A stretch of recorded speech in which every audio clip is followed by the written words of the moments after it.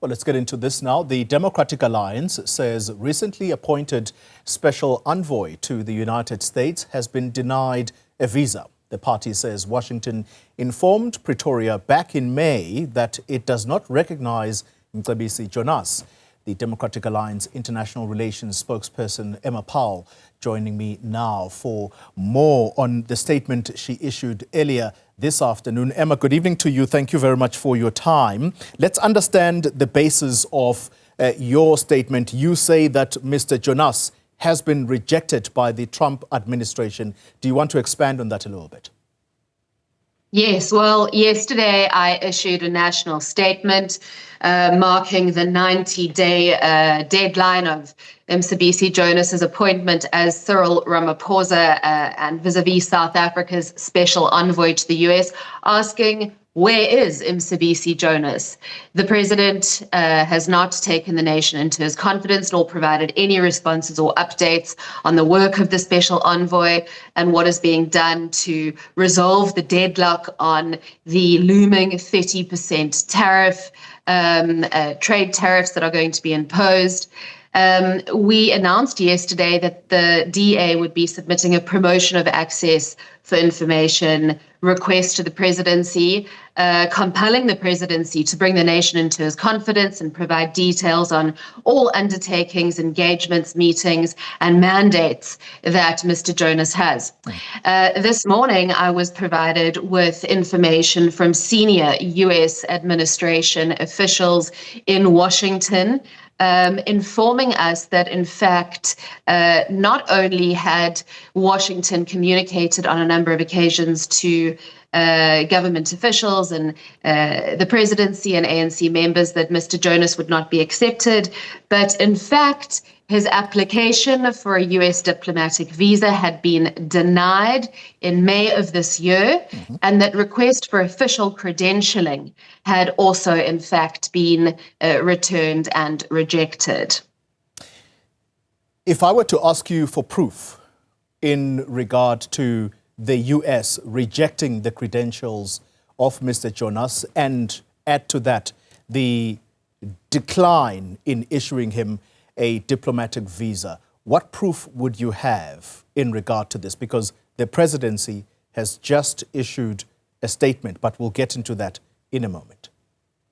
Yes, absolutely.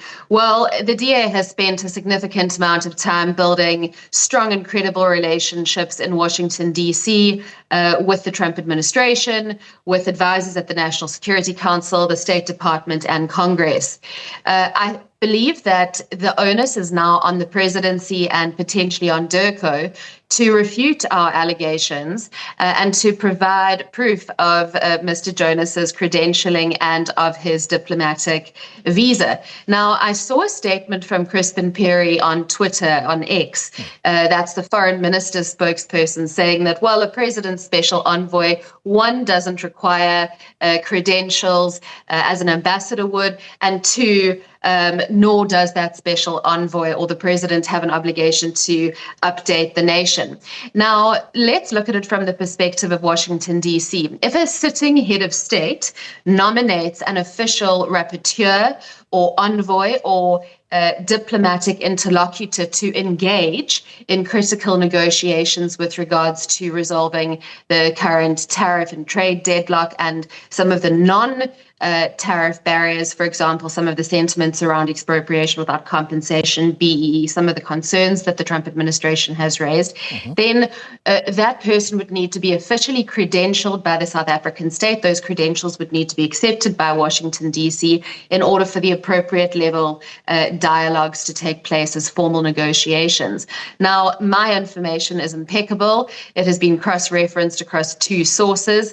It comes directly from U.S. administration officials in Washington, and I would call on DIRCO and the presidency to provide us proof of the issuance of Mr. Jonas's diplomatic visa credentialing, and at the very least, a schedule of meetings that he has had with officials in Washington, because what we know is that the formal administration have said, We don't want to engage with Mr. Jonas.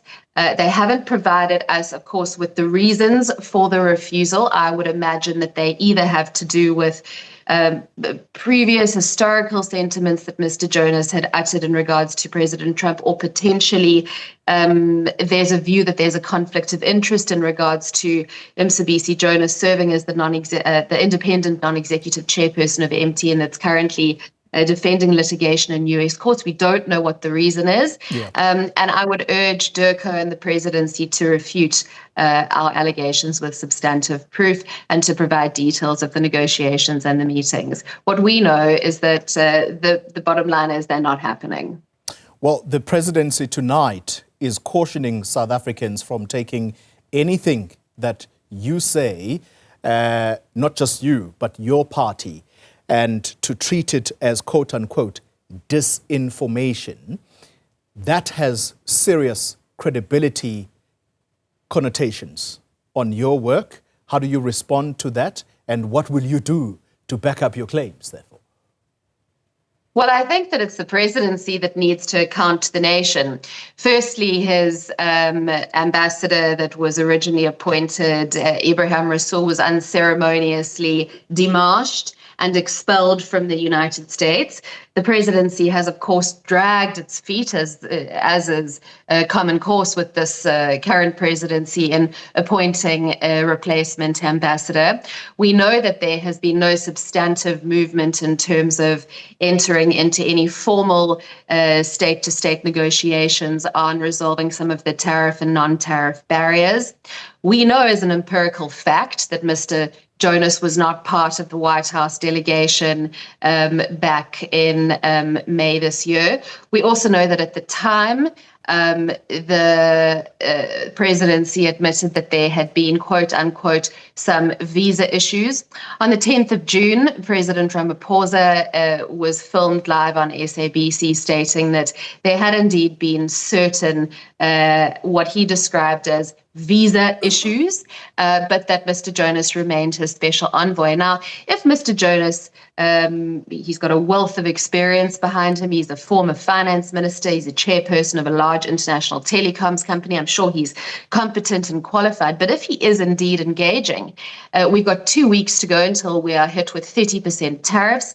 25% tariffs that will potentially collapse our automotive industry and decimate many of our agricultural sectors. Yeah. It is incumbent on the presidency, if they are going to say that the DA is spreading dis and misinformation, to refute those allegations with substantive proof of what it is that Mr. Jonas and the presidency are doing in DC, who they are engaging with, what the outcomes are, and what the tangible benefits will be for the people of South Africa. To date, we've seen nothing but denials and equivocations. Last night, the president's spokesperson Vincent Mcebisi said on X that the DA had no right to be asking those questions because the special envoy doesn't account to the DA or the country, he accounts to the president. Yeah. The bottom line is, until we see proof of outcomes of negotiations, until we see proof of diplomatic visas, credentials, and formal bilateral meeting schedules, we're going to stick to our side of the story.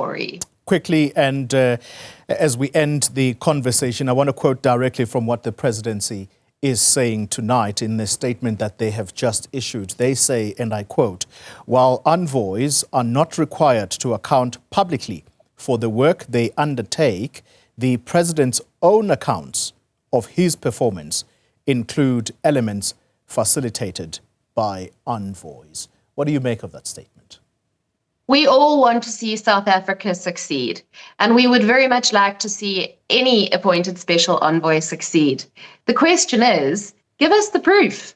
If your envoy is making progress, and by all accounts, the officials that I engage with in Washington at the highest level are telling us that they have explicitly told the presidency that they will not formally engage with Mr. Jonas, that credentials have been rejected, a diplomatic visa has been rejected. That would be wonderful if the presidency is able to produce tangible results for the 63 million people of this nation in regards to tariffs and resolving this incredible tension between the USA and in South Africa, we will welcome it with open arms.